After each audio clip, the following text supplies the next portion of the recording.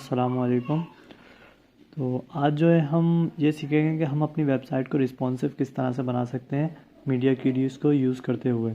आपको याद होगा लास्ट लेक्चर में हमने फ्लेक्स बॉक्स के बारे में पढ़ा था और उसमें तकरीबन हमने काफ़ी सारी चीज़ें पढ़ी थी। तो जिन लोगों ने अभी तक वो लेक्चर नहीं देखा जाके फ्लेक्स बॉक्स वाला लेक्चर देखें ताकि आपकी थोड़ी क्यूरीज जो हैं वो रिजॉल्व हो जाएँ। अब हम अपनी वेबसाइट को सबसे पहले बात आती है कि रिस्पॉन्सिव होता क्या है। फॉर एग्ज़ाम्पल आपकी कोई भी वेबसाइट है, आपने उसे डेवलप किया है एक पीसी के ऊपर, एक लैपटॉप के ऊपर, एक वाइड स्क्रीन के ऊपर, लेकिन आपका यूज़र लाजमी सी बात तो है नहीं कि जो है पीसी के ऊपर ही वो वेबसाइट ओपन करे या किसी लैपटॉप या किसी एलईडी के ऊपर ही जो है आपकी वेबसाइट को यूज़ करा। वो मोबाइल फ़ोन पे भी यूज़ कर सकता है। फिर मोबाइल फ़ोन के भी डिफरेंट ब्रांड आते हैं, फिर उनकी स्क्रीन के डिफरेंट साइजेस आते हैं। तो इस चीज़ को कहते हैं कि आपकी वेबसाइट उन डिफरेंट स्क्रीन के साइजेस पे किस तरह से एडजस्ट हो जाए।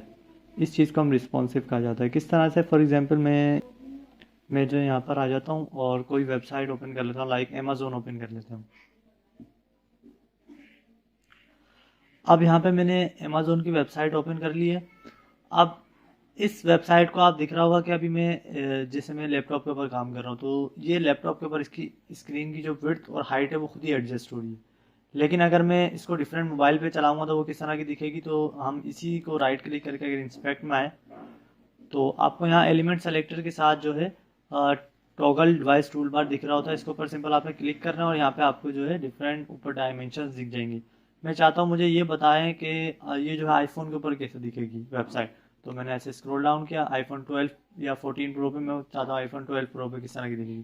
तो आईफोन 12 प्रो के जैसे ही स्क्रीन के मुताबिक वो ऑटोमेटिकली खुद ही उसने अपनी विड्थ और हाइट को एडजस्ट कर लिया।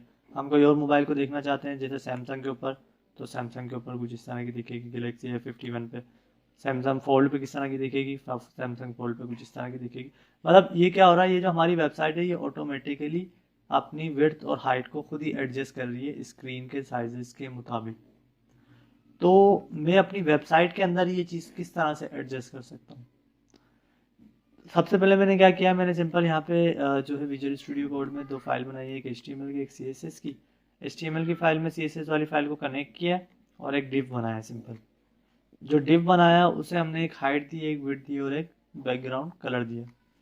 अब मैं चाहता हूँ कि जैसे ही मेरी वेबसाइट जो है, अभी मेरी वेबसाइट एक वाइड स्क्रीन के ऊपर है, मैं चाहता हूँ जैसे ही मेरी वेबसाइट का साइज 500 हो, फिक्स 500 पिक्सल पे मेरी वेबसाइट की विड्थ जो है सेट हो जाए। तो क्या हो जाए, इस डिव का जो कलर ब्लू है ना, कलर रेड हो जाए। अब 500 किस तरह से करेंगे, स्क्रीन के साइज इंस्पेक्ट में आना है सिंपल, इसे हम वापस हटा देते हैं।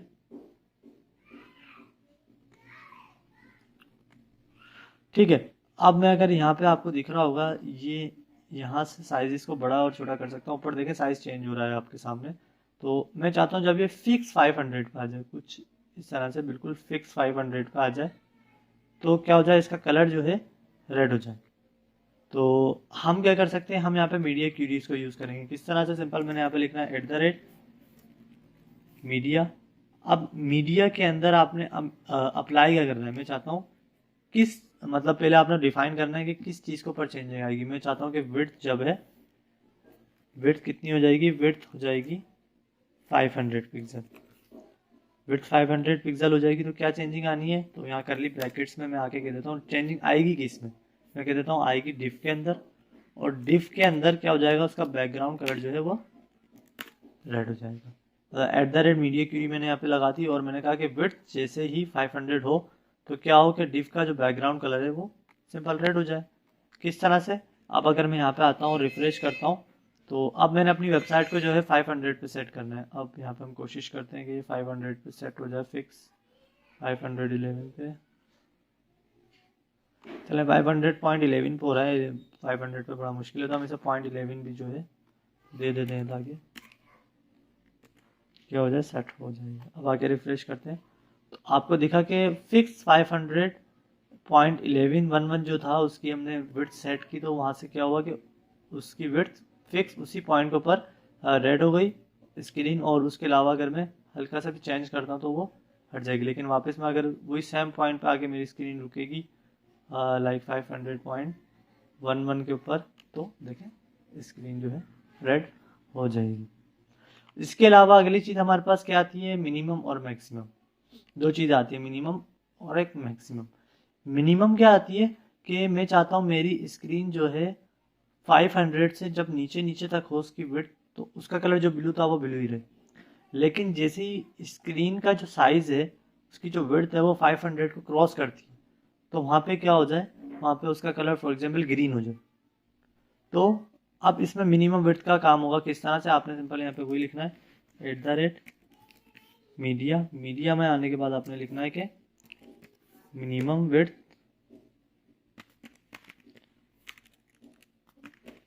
और मिनिमम विड्थ कितनी हो, क्या 500 पिक्सल के ऊपर चेंज हो। तो 500 पिक्सल तब जब तक नीचे रहेगी तो सिंपल वो जो कलर उसका डिफ़ॉल्ट है ब्लू वही रहेगा। अगर 500 को एक्सीड करती है, क्रॉस करती है, तो वहाँ पे क्या होगा, वहाँ पे उसका किस चीज़ में चेंजिंग आएगी, डिप में आएगी। और डिप में क्या चेंजिंग आएगी, उसका बैकग्राउंड कलर जो है वो ग्रीन हो जाएगा। आप यहाँ पे डिफरेंट प्रॉपर्टी लगा सकते हैं, लाजमी सी बात नहीं कि सिर्फ कलर को ही लगाएं। आप फ़ॉन्ट का साइज़ चेंज कर सकते हैं, डिफ का साइज़ चेंज कर सकते हैं, बहुत सारी आपके पास प्रॉपर्टीज आती हैं, वो सब आप इसके अंदर डिफ के अंदर जो आपने प्रॉपर्टी इन साइजेस के बाद एक्सिट करने के बाद चेंजिंग करनी है आप यहाँ पे अप्लाई कर सकते हैं। मैं सिंपल आपको सिंपल ही लेके चल रहा हूँ, एक कलर के ऊपर ही समझा रहा हूँ ताकि आपको बिल्कुल ईजिली जो है चीज़ें क्लियर हो जाए। आप देख लेते हैं यहाँ पे, अब जैसे ही विड्थ जो है स्क्रीन की 500 से नीचे, जब तक कलर क्या है, डिफ़ॉल्ट कलर है ब्लू, लेकिन जैसे ही स्क्रीन का साइज़ 500 पिक्सल को क्रॉस करेगा तो वहीं कलर का साइज़ क्या हो जाएगा, चेंज हो जाएगा। तो आप जो है इस तरह से मिनिमम विड्थ को चेंज कर सकते हैं।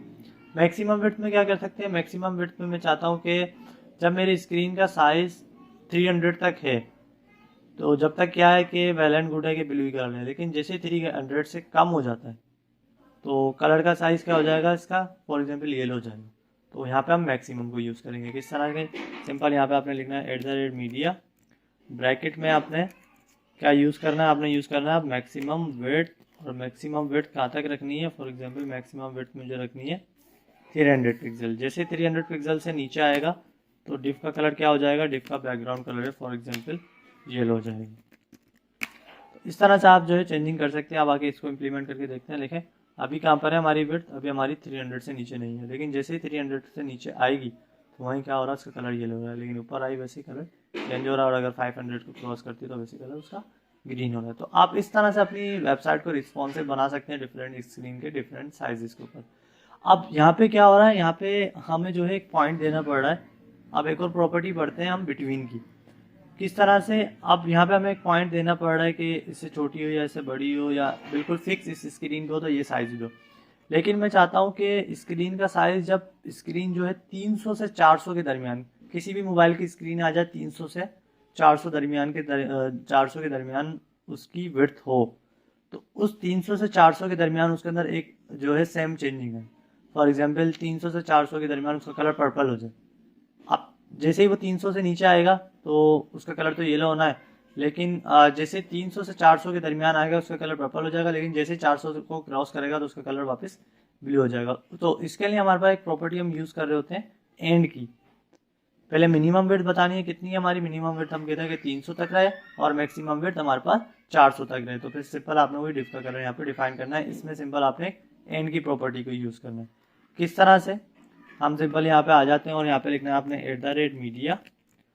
यहाँ पे सबसे पहले हम मिनिमम विड्थ डिफाइन कर देते हैं कि मिनिमम विड्थ जो है कितनी हो, मिनिमम विड्थ हो जाए हमारे पास 300 पिक्सल और दरमियान में आपने एंड लगाना है और यहाँ पे डिफाइन करना है मैक्सिमम विड्थ जो है वो कितनी हो जाए 400 हो जाए।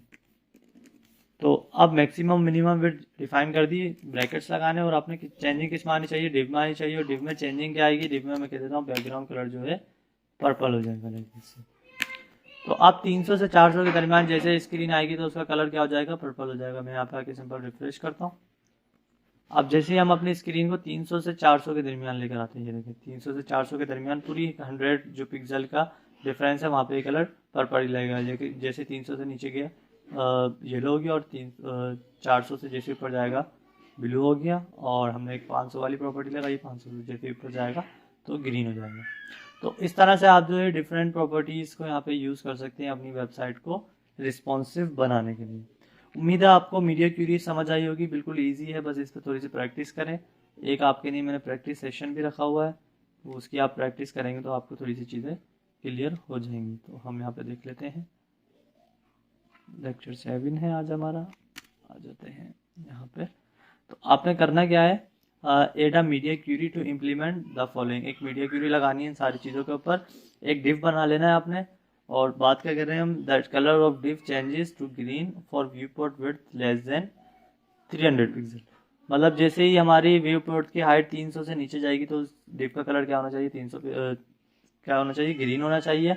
जैसे ही कलर जो है बिटवीन 300 से 400 के दरमियान हो तो कलर विड्थ जो है 300 से 400 के दरमियान हो तो कलर क्या हो जाए, पिंक हो जाए। जैसे ही डिव का कलर जो है, डिव जो है 400 से 500 के दरमियान जाए तो कलर रेड हो जाए। और जैसे ही डिव जो है 600 से अबव चली जाए, उसकी विड्थ जो है तो उसका कलर क्या हो जाए, ब्लू हो जाए। तो इसकी प्रैक्टिस करें, बिल्कुल सिंपल ही काम है। आपने एक दो क्यूरी में एंड लगेगा, एक में मैक्सिमम लगेगा, एक में मिनिमम लगेगा। तो उम्मीद है आपको आज का लेक्चर समझ आया होगा। इसकी प्रैक्टिस करें, फिर मिलते हैं इंशाल्लाह नेक्स्ट लेक्चर में। जब तक के लिए अल्लाह हाफिज़। यहाँ